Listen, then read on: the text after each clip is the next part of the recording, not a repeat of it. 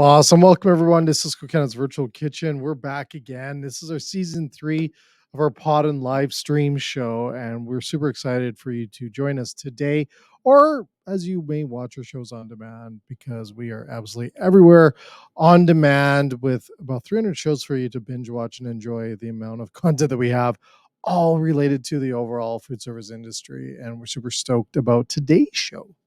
But before we get into that, I just want to share everyone about those 300 shows that we have coming this year. So I think we got 200, about 294 to go more, which we're super excited about because everything that we have within the SVK network is all about cooking shows. We got about 12 different kinds of cooking shows. We got marketing shows. We've got every kind of show in between there, and just super excited to be able to share that content with our fellow foodies or restaurateurs and chefs out there in the marketplace. Just a reminder, what's coming up this week also is our Influencer Fridays is back this Friday with Chef Poyen out of, I think, the BC area. So he'll be on our show. We have the only food service live product review show anywhere on this globe. We're reviewing 3 products, which I think I'm going to actually review them in my studio, as well as Chef Poyen is going to be doing them in his. And we're going to be reviewing them. We rate everything good, great, or wow, and really provide you insights, no biased opinion, no paying these people to do these things, but what they think about the products from a restaurant and chef's perspective. So that's happening this Friday at 11 a.m. Now, also a reminder, one more reminder before we get into today's show, is that we are live every Monday to Friday at 3 p.m. You can watch as much as you want live at 3 p.m. as you like on your mobile devices, TV at home, wherever you want. But we bring a different variety of shows you can think of from Monday to Friday. Like I said, all those, you never know what's going to be on the show, but we do publish in every week of what's happening the previous week. So amazing stuff that we have. Now, if you're a podcast listener, you can listen to this as a podcast on Spotify or where you, as they say it, listen to your podcasts. You can listen to us. We are on Spotify now. If you like Spotify, you can actually watch the videos on Spotify. That we have the video rights to Spotify, so you can watch our shows over there. Binge watch if you like. Subscribe, and also to follow our social channels on all Sysco Canada sites. We're out everywhere on there, or just Google if you like. It's that easy. So I'm going to welcome these 2 gentlemen in today's show, and really, I'm super honored to have, I think, 2 of the most smartest guys in the industry right now that are out there helping and providing information to the overall food service industry in the United States as well as in Canada. And I'm just stoked to have them both on the show. So I'm going to welcome them in, or under commercial, and then we're going to get down into it. But first of all, I want to bring in Barry, Barry from restaurantowner.com. Welcome, Barry. Hey, nice to see you, Jay. Thanks. You bet. And then Jim Taylor from Benchmark 60. Jim, welcome to the show. Back again. Back again. The show. Hi, Back. Jay. I'm going to get you like a banner behind you soon. You don't like my office? I'm going to get that SVK banner behind you. Or like a head mount or something like that on there.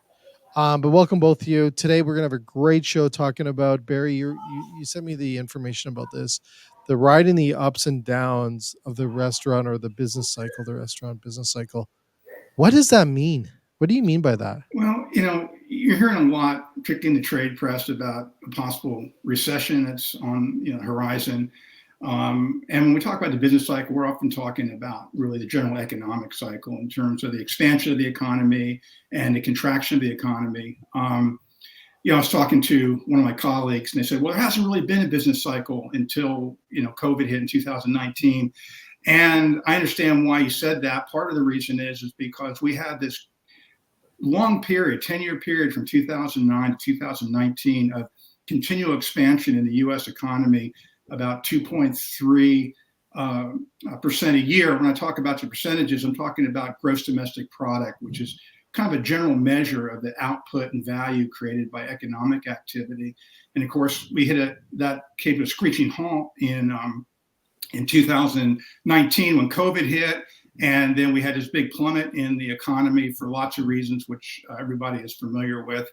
And so now, instead of having that, we just came out of this long, gradual, called the teacup ride at Disney World cycle. Now it's getting a little bit more turbulent and bumpy. And in the U.S., government tried to keep us out of a tailspin by pumping money into businesses with rescue funding, a lot of fiscal policy to just keep the economy afloat, lowered interest rates to almost historic lows to encourage companies to borrow, to people to borrow, to build their businesses, to invest. And of course, then that led into sort of an inflationary cycle, which we're dealing with right now. And of course, in the United States, the Federal Reserve Board has put the brakes on that by increasing the interest rates to stem inflation. And so, and they put the brakes on. So they pressed on the gas, and now they have to put the brakes on. And if you believe some economists, we're already in a slight recession. If you define a recession by 2 consecutive quarters where the gross domestic product has declined. I'm not an economist. I don't play it on TV. I think I could play one on TV though. I think you could. It sounds like you could. We don't want to get too far down this rabbit hole in discussing the economics, because frankly, we don't have to go back that far. Go back to 2007, 2008, and the crash of the U.S. housing market, and one of the worst recessions in the United States since the Great Depression. And of course, the economy really tanked at that point. And of course, I'm going to be more positive and say that what goes up must come down, what goes down must come up. And we had this long period. And of course, you never know what's going to affect the business cycle. You don't know what is it, war, disease, whatever. But regardless, we don't have a lot of control over it as independent operators. And the best thing we can do is to apply best practices and look for incremental improvement in every aspect of our business. And we can talk a little bit more about that, but that's Perfect. Sort of the 40,000 foot view of this business cycle thing. Gee, that sounds simple. No. Well, we're going to be back. Jim, I hope you're ready, Jim, because this is going to be a great conversation about today's business cycle. And you know what? I've been through a lot of those cycles, and I think Jim, you probably were deep into the industry in that 2008 time as well. Yeah. So let's come back after this quick commercial because they get cranky if I don't run them, and we'll throw this commercial out there, and we'll come back and we'll dive right into this. We may talk a little about economics a little bit, Barry, because I do like talking about it, but I want to know what to do with the information that we hear, and also maybe some key learnings from the 2008 crash. So we'll be right back, folks.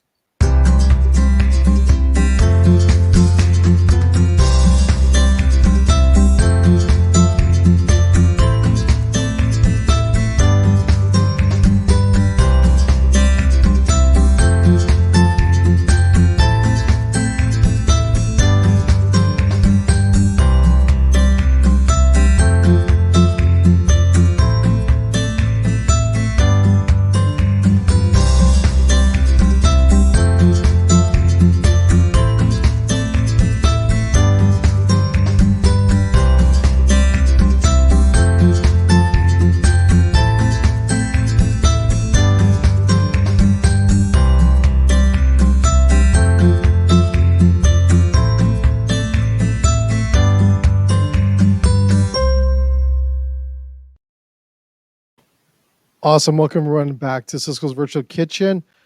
We are talking riding the ups and downs of the restaurant business cycle today with Barry and Jim. And I want to talk a little bit more about what we were talking before we went to commercial here, Barry, around this economics. And we hear this all the time about the numbers, and we look at the numbers. And we talked, you mentioned 2008. I don't know if we were going to say that again, but that was a bad time. It was a rough time for a lot of us. What are some things when you look at the ups right now around the business that we can take? Because you're mentioning a lot of things that the government was doing in the U.S. market. What are some of the ups that we can look at that restaurants really need to be, in tune to as we go into the winter months and stuff ahead? Sure. One of the things that I think is really positive is that the smart operators, and of course we deal with independent operators mostly, but all restaurant businesses, whether they're large chains or independents, they win and lose at the unit level. And A lot of adaptations were made during this, this difficult period coming through the pandemic. And so businesses had adapted to higher wages. They made their menus smaller because of supply chain issues. They have shifted some of their business to meet some of the demand for off-premises dining. And so whatever goes on in terms of a contraction in the economy where it maybe becomes more competitive, they're competing much more vigorously with other restaurants, they're kind of set up to succeed.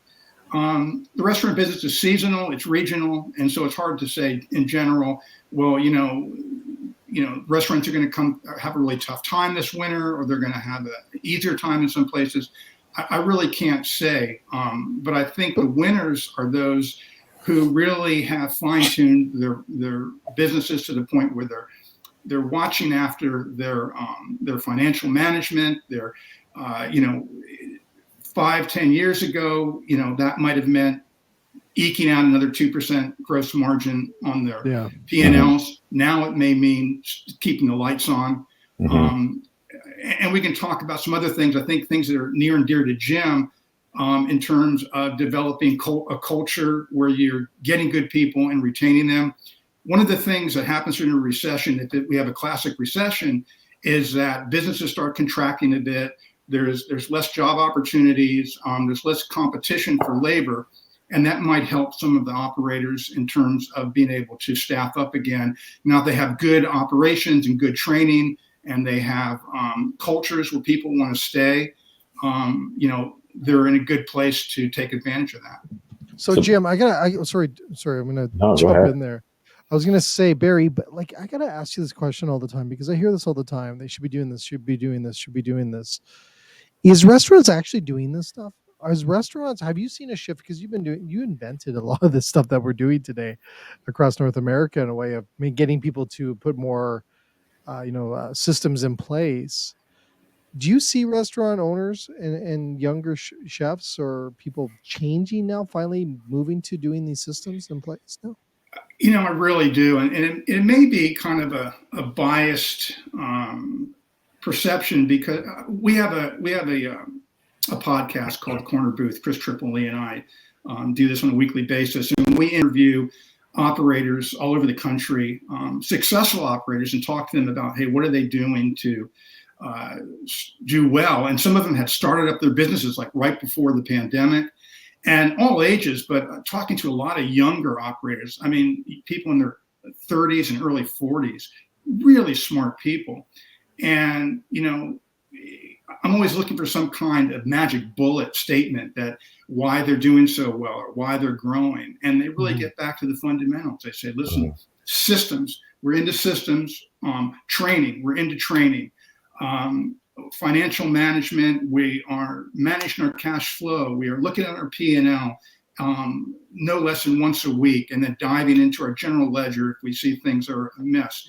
And the one thing that's really interesting, because when we have these conversations with them, just like with you, Jim, we could talk about a lot of things. We talk operations, finance, we could talk about menu. Everyone, I don't care if they have one successful unit or they're 20 units and they're growing. They always, first thing they go back to is people first. Yeah. And it's not just because they're competing for labor, and that's part of what has been going on the last year or so, as we all know. But their attitude is, hey, if I don't have the culture right, if I don't have people enthusiastic and behind this, our guest experience is never going to be good. They're never going to execute the menu or service to what we want it to. They're not going to maintain the standards. So I've talked to operators who came in, and the first thing they did is, listen, let's get the culture right.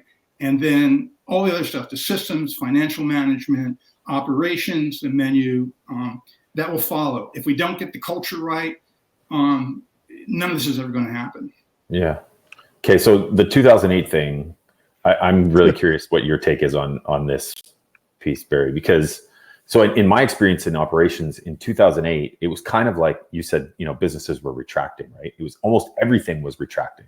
There were less opportunities. The people were going out less. They were spending less every time they went out.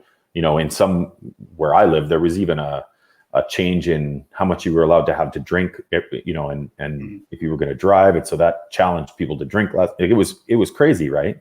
You're right. The thing that I find is interesting now, and I'm curious your take on this, is that that's not really the case, right? With what's happening now, right? Interest rates are up, but opportunity, there's more people looking to hire people almost, especially in operations right now, than there has been in a very long time. Customer count in some areas is down, but the average customer spend is up because everybody jacked their prices.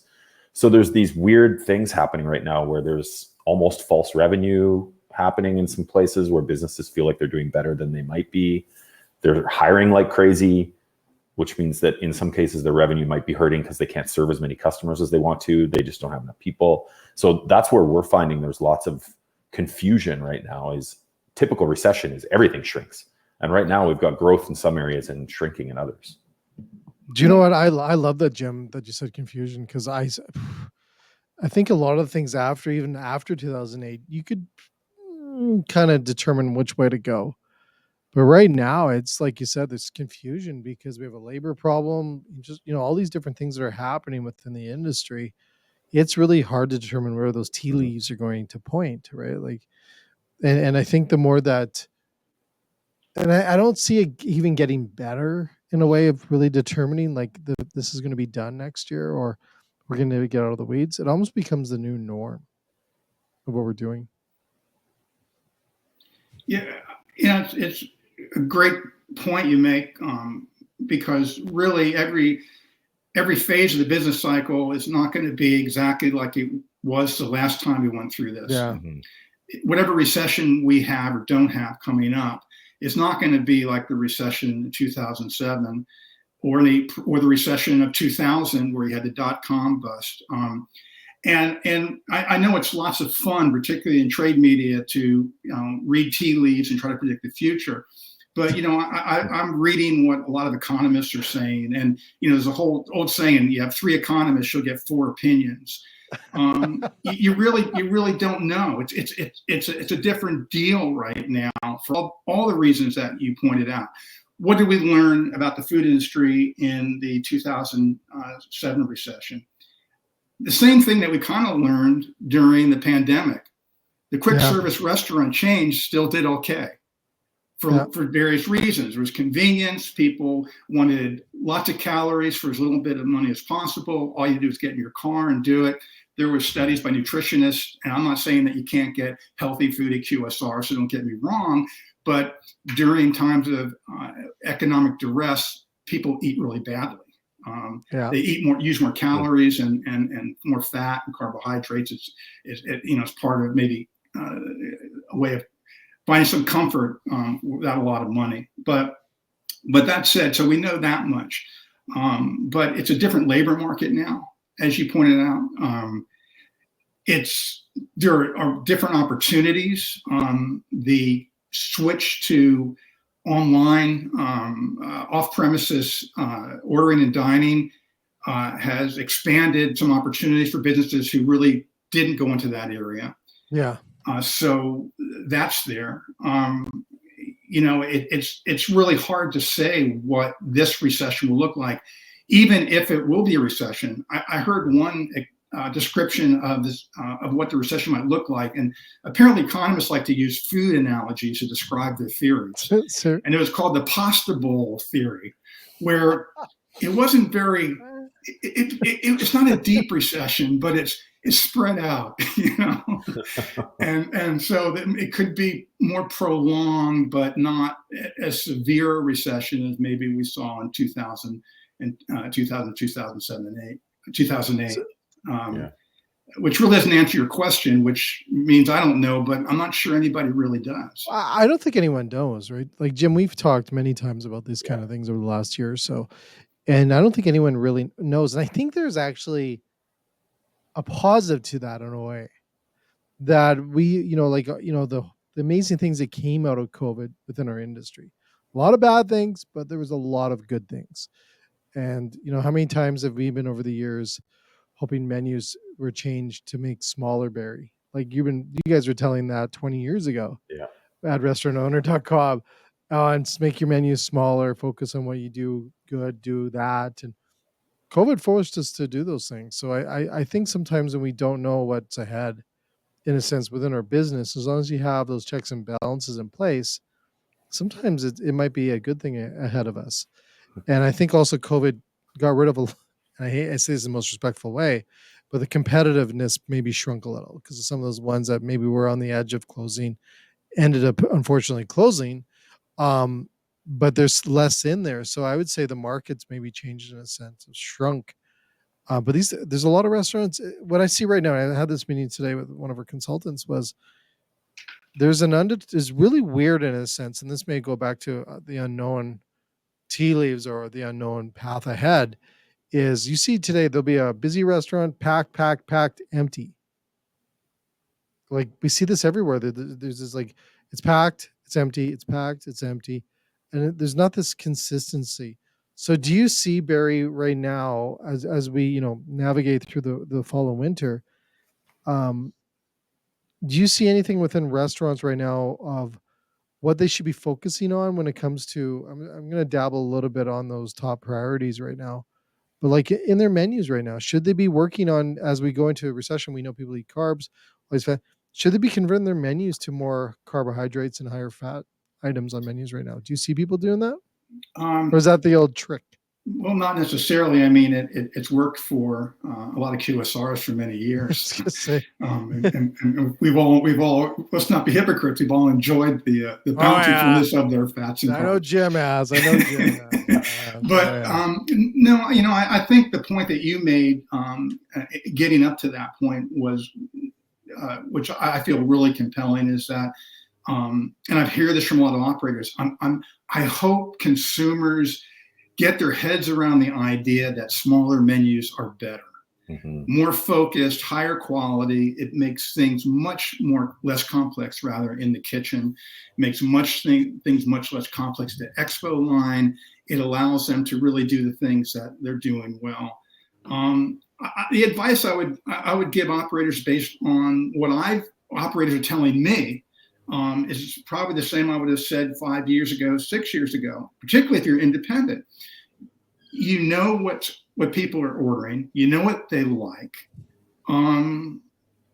Keep your ear to the ground and keep giving them that. yeah, Other things that, of course, cross utilization. And Jim, I'm sure you had promoted that as well. Look where you can cross utilize to keep your inventory as much just in time as possible. yeah, And I'll throw this one out. And I'm not just doing this because this is a Sysco show. Man, your broadliner has some tools that can really help you manage your inventory and cost quite a bit, and help you with, if you do some menu engineering, get your menu in shape and get your inventory management in shape, so that you keep your costs down. And if you keep your costs down, because here's the deal, everybody's talking about raising prices, and you have to raise prices when your costs go up. If we do go into a bona fide recession, you can only raise your prices so much, until the point where people just say, listen, I love this yeah, place, but I'm paying $100 for my wife and me and 2 kids to go out and have hamburgers and beer. This is not really yeah. this is not what we can afford anymore. Yeah. And that's And already starting to happen. yeah, I was gonna say that same words, Jim. Is that I was at a conference 2 weeks ago, and they called it, I forget the name of it, but it was the like, I forget the name of it. I'm not gonna try to beat it up, but it's already hitting the ceiling on our acceptance to the price of products at QSRs. That, and it's, I always use that as an example. Sorry, QSRs today, but I use that as an example, is that we're already hitting those ceilings that they people are like, I can go cook that at home, opposed to having it at a restaurant for that price point, until we start accepting some of that. And I think we're way off of that right now, based on, I think, a lot of factors in our restaurants, in our industry right now. But it is something that I think isn't going to go back.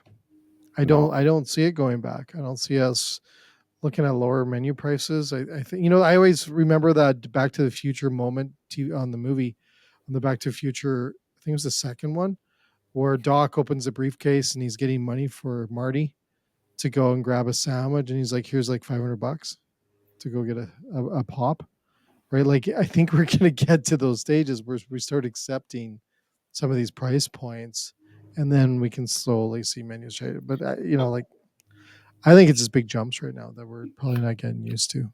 It's a little bit astounding, and of course, we all know, even in our lifetime, certainly in my lifetime, we've seen how things have gotten more expensive. It's just the way things are. But while it sounds kind of Pollyannish, think of if you read some history on what happened during the Depression. The movie industry was like decimated, like every other industry, and actually. Yeah.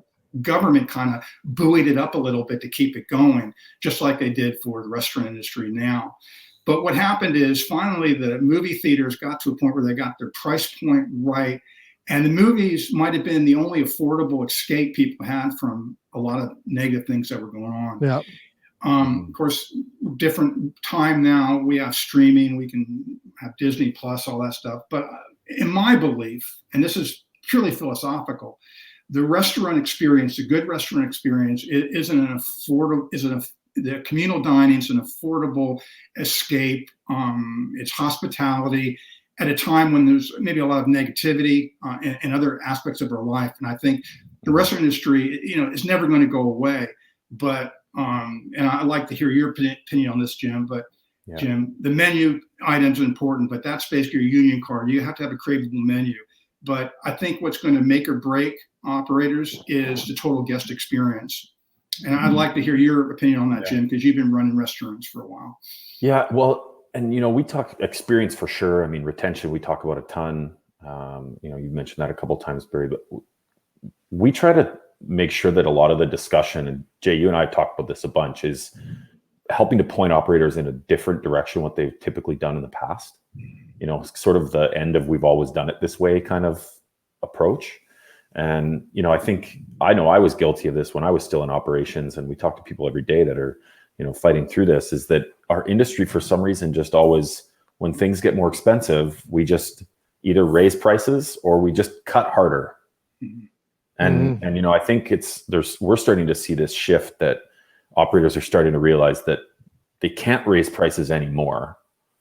And they can't cut any harder because some of them, like we said earlier, don't even have enough staff to fill the whole all their sections, right? So it's all of a sudden we're at this point where, okay, option one doesn't work and option two doesn't work. So, really looking at the business differently is where I actually think, and Jay, to some of your comments earlier, I actually believe there's really good opportunity to improve the industry as a whole in terms of how it operates. I mean, you think about the labor shortage in general.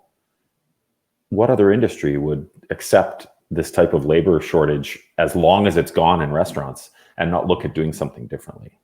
It's just, we're at a time, I think, in restaurants where operators are being forced more than ever to just look at the business differently, which I actually think long-term will be a good thing.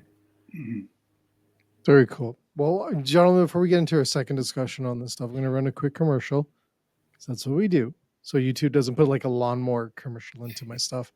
We're going to run a commercial here, folks. We'll be right back with two of the smartest people in the industry. And we'll be right back after this quick commercial from Kellogg's.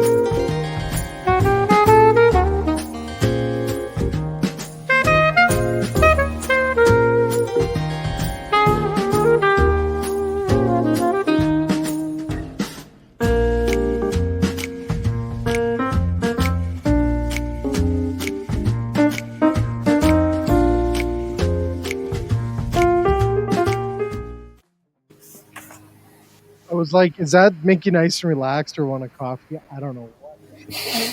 Anyways, welcome back to the SVK. We're chatting like I said, just kind of strategy, experience.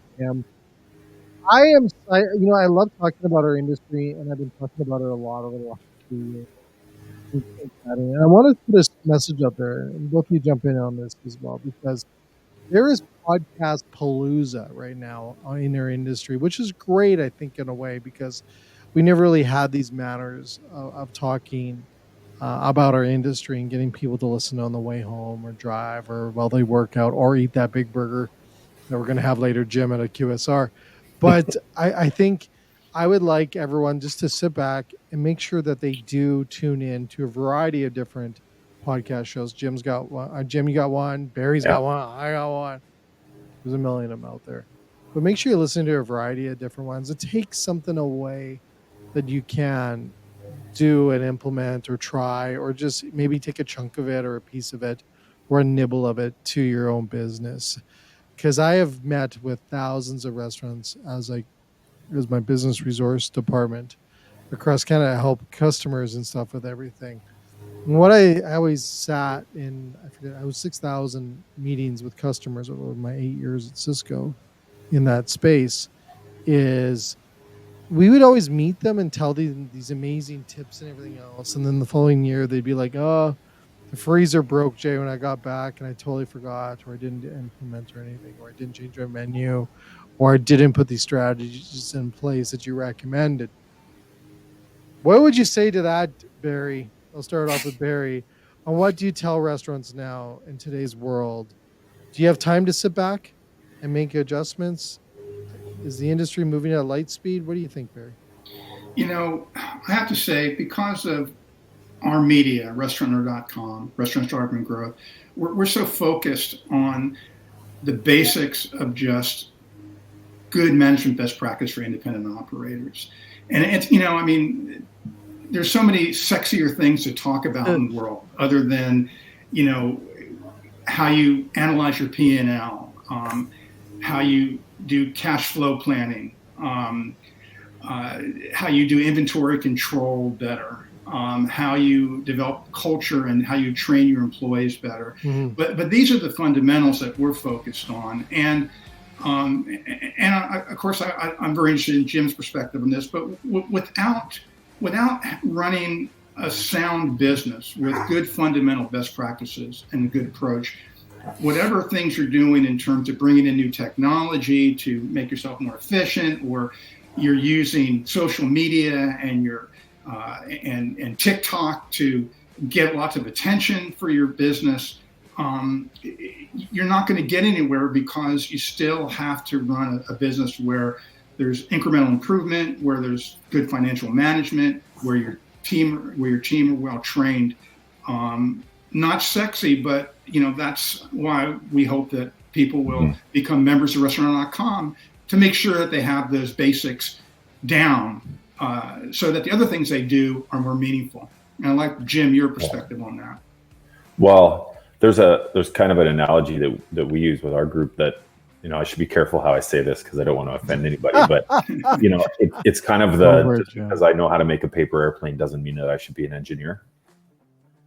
Right. And I shouldn't start a company that says we're going to build planes, because it's not going to go very well. And, I think the detail and the understanding of information and the like you said, the basics around how to run the business side of restaurants is the most important fundamental piece. Because if you have that, then when things like what are happening right now start to go on around you, you have a better chance of knowing how to deal with it. Right.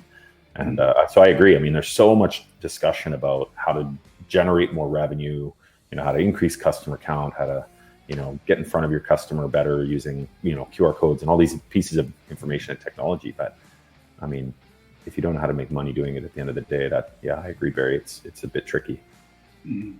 And by a bit tricky, I mean, it's nearly impossible. Okay. So I agree with you. Nearly impossible, but that's what I think makes it the best industry to be a part of. Absolutely. You never know, right? So I'm going to start with this. We're going to have a little fun here, guys. Okay. Didn't know this was coming. Hey, Barry? Okay. They're so serious down there in North Carolina. Here we go. Okay, so top 3 things restaurants shouldn't be doing. Barry, top 3, quick. Can't think about it. Boom. Not training your employees, bringing people in and throwing them to the wolves on the first day without lots of training. Don't do that. Waiting, not looking at your P&L at least once a week, just doing it once a month when it's too late to do anything about it. Was that 3? That's like 4. Okay. 4, you cheated. So, all right. Jim, top 3 things restaurants need to think about for the winter as we come into the winter, because you don't have winter down south. We have winter. Okay, top 3 things. Top 3 things. Winter, it's a whole different market. The whole industry has changed. We don't know what the tea leaves. We're going to use tea leaves again. The snowflakes look like moving forward. But the winter, top 3 things restaurants need to think about for the winter. Top 3 things they need to think about for the winter. One would probably be don't stop hiring. That is a good one. That's a goodie. Because, we see restaurants all the time that get stuck when they're trying to open their patio that they don't have enough people yet. So now, Jim, before you get into number 2 and 3 on that, I got to jump in on that quick here because you come from the same group that I came from back in the day. I'm not going to mention their names. We had that policy. That was our thing. We never stopped hiring. Right, Barry? Do you hear that all the time down south and with the companies you work at with restaurants that you just keep hiring all the time? Well, we're dealing with independents, so they're always looking for good people, particularly right now. And Jim, do you want to share? Oh, sorry, go ahead. Sorry, well, you're always sourcing, and you're always recruiting. Even if you don't hire somebody right on then you still have this pool of people who you can reach to. And when people leave, you don't forget about them. You keep in touch with them, because particularly now a lot of restaurant people are leaving the industry, have left the industry. I want to make more money. And then after about 6 months, they go, excuse my language, this job blows. I want to be back in the restaurant business again. That side hustle didn't work. Exactly. So you want to, you're always sourcing, you're always recruiting, and you're always keeping in touch with those good people who pass through your business. Yeah. Totally agree. Okay, Jim, 2 more. Number 2 would be, especially right now, and Jay, you and I have talked about this one, budget by month. Now, Barry, you got to tell Barry about this, because you taught me this last week. Barry, Jim's been working with the restaurants, including weather, in their P&L. Mm-hmm. Have you heard of that before, Barry? Yeah, I mean the most. Was I the only one that didn't? No. I mean, one of the most sophisticated applications of. I got into predictive analytics, so I'm not going to go into because I've already bored you before. No. But I mean, early on, there were businesses that were comparing what they had done, given the weather patterns, and correlating them with their guest counts, and then putting them in algorithms. So based on what the weather was predicted next Tuesday, they knew how many staff members they had, and the analytics were so good. The algorithm was so good. They were like 98. There was like 98%. No way. No way. Anyway, you've heard of that stuff, Jim, right? Oh yeah, we could talk about that all day. Absolutely. You got me excited because I like that stuff. I think it's bizarre. Yeah. Okay, Jim, we got one more. Winter months in Canada, freezing cold. I think the third one would just be really to and similar to what Barry was saying earlier, if there's opportunity to have a good understanding or better understanding of what is moving and what is selling and what is actually making money on the menu, focus on that. Because, the industry, especially in Canada. Well, some of that is innovative though, right? I mean, restaurants leave the same menu for the whole year. Sometimes, I mean, there are concepts in our markets that have had the same seasonal vegetable for 6 years, right? So, especially the way that the cost of product is changing and supply chain and inflation, if there are a core group of menu items on your menu that you get good contribution from and you sell them a lot, find ways to just focus on those, especially through the winter months when it's more challenging. There you go.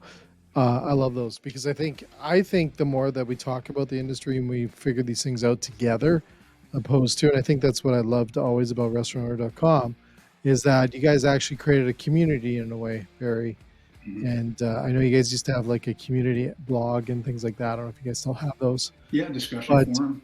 yeah, discussion forums. I love that, right? I used to just read through them all the time and read what people were thinking and things like that. And I think today with podcast being the new blogs of the future, I think people need to talk more about tips and ideas and having folks like yourselves on our shows and just really sharing different ideas around the industry and suggestions and recommendations. But I recommend restaurants just like keep doing what you're doing, keep battling it, don't give up. But listen to these folks out there. This is what they do for a living. They look for ways to help businesses out. I think Barry, you mentioned use distributors. We've got all the tools here at Sysco, and hopefully we can help you out as well. But I think people need to just learn and keep learning. And we had a saying this conference was last week was, you learn, you forget, and then relearn. And I think everyone needs to do that today because I don't know if you guys are seeing this, but I'm seeing our industry move at light speed right now. And things are changing all the time and different factors, different weather, Barry, with the hurricanes you're dealing with or dealt with a little bit and what Florida is dealing with and all these different things out there. The industry is challenged not only within our economic areas, but also weather patterns, COVID, all these different things that are being thrown at us. So the more that we can talk about it, I think makes things a little bit better. Yeah, and Jay, just on your comment around innovation, I think sometimes. Did I make you think? Well, no, this has kind of been sitting with me. I need to make sure I get it off my chest. Is that innovation? We talk about this all the time. Is that people so often when they think about innovation, they think it has to be this massive groundbreaking. I was going to say it gets scary, right? It needs to be the new latest tech product, or it needs to be this massive movement thing. It doesn't. Innovation, especially in our industry, could be finding new ways to manage food costs. It could be finding a different way to source product. It could be a different way of compensating your people so that they stay longer and continue to work for you and generate. It doesn't have to be an earth-shattering thing, right? So innovation, I think, applies in all these areas.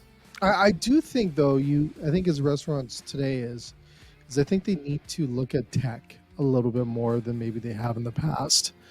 I think they have to look at that. Not necessarily, but I just see tech coming in here and doing a lot of things that, costing menus out faster than we've ever seen before, simplified systems, robots. I'm seeing more and more requests on robots. We partnered with a robot company 6 months ago, and people thought we were different, thinking differently. And was it the right move? Well, we're getting requests all the time now for robots. And they're actually coming into what maybe we didn't think they would go into, senior homes, palliative care, all these different areas that we didn't really see before. So I think people have to learn a little bit. It's scary, absolutely, but you made a good point. Innovation sometimes can be very scary when we say innovation, right? Mm-hmm. And in terms of technology, and this is not my idea, this is something that other some really smart people have pointed out. If the restaurant technology doesn't improve the guest experience in some way in terms of convenience or freeing staff members up from what might be considered to be drudgerous, repetitive tasks and freeing them to now provide a better quality of hospitality, you have to question the value of that technology. If the technology is essentially used to basically take the human element out of hospitality, you're basically left with a vending machine. That's pretty strong words, but once you look at it from that perspective, in terms of efficiency, convenience, guest experience, freeing your people to be creative and to serve the guests better, now you've got technology that's working in the right direction in terms of our business. And that's my belief anyway. No, I think you're bang on. Yeah, agreed. Awesome. Well, thanks to both of you. We'll wrap up today's SVK session.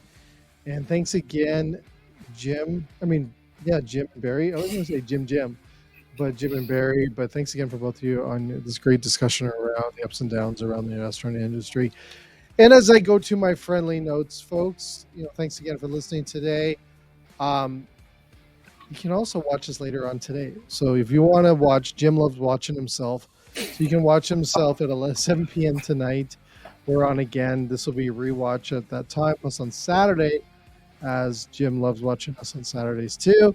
We have all the shows that play Saturday morning on my channel, and we have more information. Tomorrow, Melanie and Chef Leanna are back with the first Woman in Food show is going to be on, and we have this amazing woman that started a company up in COVID with her brother, I think in their basement, and now they're selling to Walmart and all over the world. So we have them on the show tomorrow at 3 p.m. Eastern time.